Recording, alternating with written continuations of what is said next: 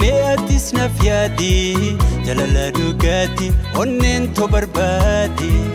kuman siif yaadutti me'atis nafyaadi jalala qulqullu onneen to barbaadi Sumaafiin booji'amee waan barbaadde na gaafadhu anumaan qabaannaan sirraachiin kaayadhu siifin kana onnee tantoo waan barbaadde mara osoon jiru hin gaddiitu naaf caalta hundarra Sumaafi siifi Sumaafi siifi Sumaafi siifi Sumaafi siifi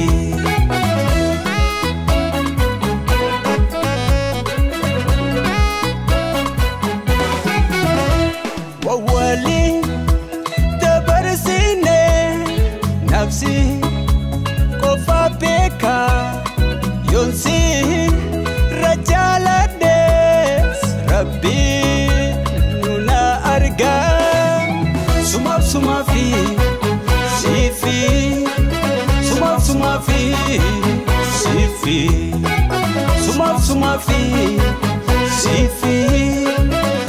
Sumaafi siifi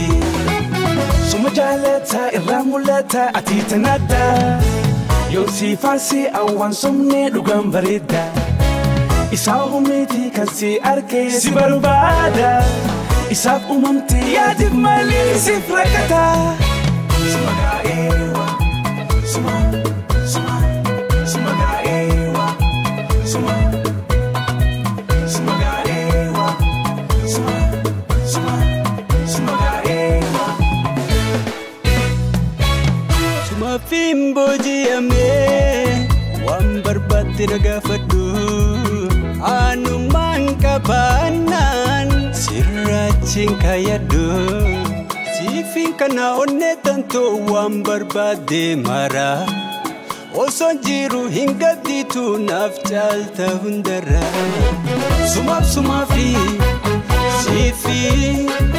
Sumaafi siifi Sumaafi siifi Sumaafi siifi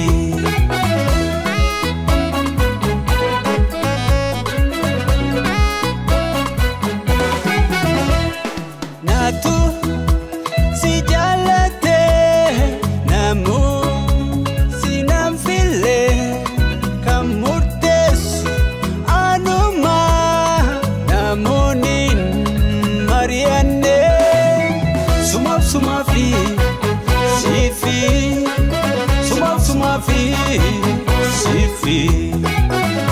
Sumaafi siifi Sumaafi siifi Sumajalata irramulata atitanada Yonsi farsi awan somne dhugan barida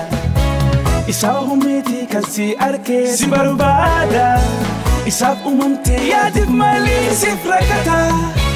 Sumagaaewa Sumagaaewa